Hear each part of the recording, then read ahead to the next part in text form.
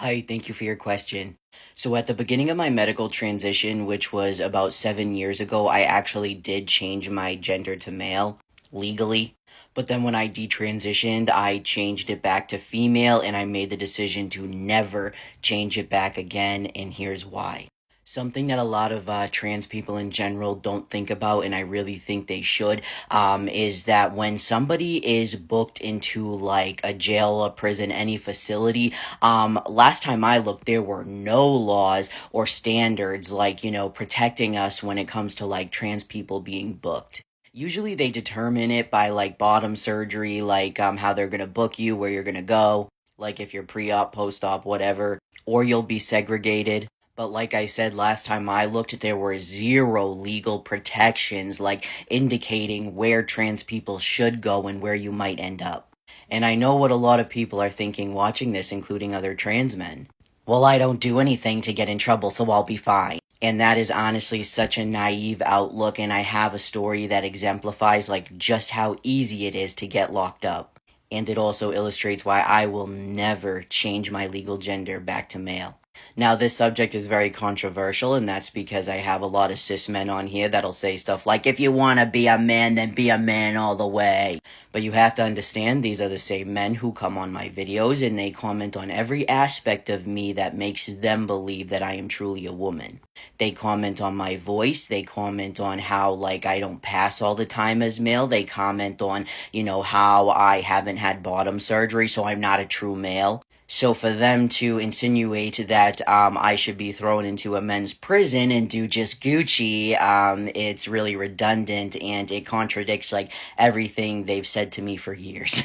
In 2012, I found out that I was pregnant with my son. And just as a trigger warning, I'm going to go into some sensitive topics. I was in and out of recovery, like mainly for an eating disorder for mental health issues. But when I found out I was pregnant, I was just mentally not in a great place. I wasn't sober. It just wasn't a good situation. I had no business bringing a child into this world 100%. I'm glad that I did because I ended up getting my life together. I've been sober 10 years. I've maintained employment, graduated college. But at the time, I was in no place to have a kid, to have that responsibility.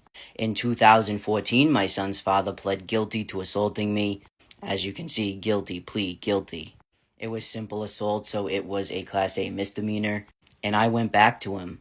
I always say in my videos, and in real life, that the moment that I became a mother is not when I gave birth, it's when I left my son's father, because that is finally when I had the courage and the sense to really, act selflessly and put my son's needs first and, just get away. Not long after that, he was caught on surveillance in a Rite Aid parking lot. I don't remember a lot of it. All I know is that he would not let me get out of the car. A good Samaritan saw what was going on. I guess he dragged me by my hair and I don't know. I won't go into detail. I honestly don't remember it, but it was brutal.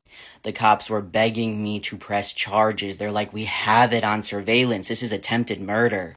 I drove home with him that day and stayed with him. I know a lot of people watching this who have never experienced a loved one or themselves in like a DV situation are going to be like, what the fuck is wrong with you?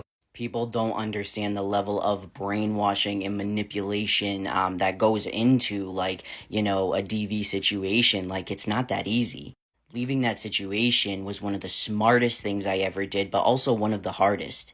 Also, I just want to point out that on the previous picture that I showed you, you'd notice that there is a huge space of black underneath that. I had to block that out because you could see from the page underneath it all of his other victims.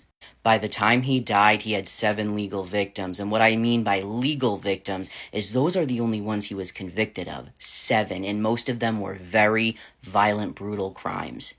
So of course I did everything in my power to keep my son away from his dad. My son's autistic, so that added another element of vulnerability. I didn't want to send my child there. I mean, no matter what I wouldn't want to, but especially when he couldn't convey to me verbally anything that was happening if something bad were to happen. But in the court's opinion, I knew who my son's father was when I created a child with him. Which is right. I knew that he was convicted of horrible crimes. I knew that he was probably not a good person.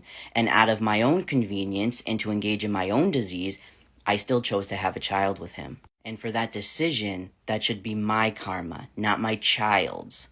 I cannot understand why they would want to punish an innocent child just to get at the parents. I just will never get that. But he was awarded supervised visits, and even though I had provided the courts with a list of like family members that could supervise, they chose his prison friend to supervise. So great. So in the meantime, every time, it would be time for his visiting time, I wasn't handing my child over. So what he would do is he would go directly to the police station, file a police report, and then go to the courts and attach it to a motion of contempt. I was facing 11. My lawyer called a meeting with me, and I sat down with him, and I was like, is there really a chance that because in my head I'm like, there's no way they're gonna actually give me jail time or convict me of contempt, when clearly he's not safe to be around a kid. But he told me no, these are really serious. I mean, 11, that's a lot, and the proof was attached that I wasn't handing my kid over. So I had to face the reality that I might face jail time. And that's how easy it is. So I had two options. I could either, continue to refuse, possibly face jail time. At that point, I'm pretty sure custody would have defaulted to my son's father. He's the other biological parent, and that's terrifying, even if there's a chance of that. Or I could sign a parenting plan and agree to visitation time and just hope and pray that everything is okay, because I wasn't getting anywhere with the court. At least my son would still have me. At least he'd have one good parent, one safe parent. But that is why I will never change my legal gender to male again.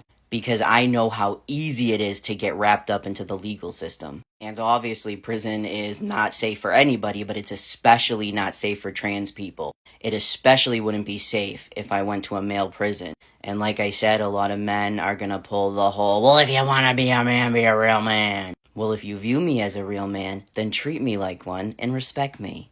But they're not gonna do that, so they don't have a say here.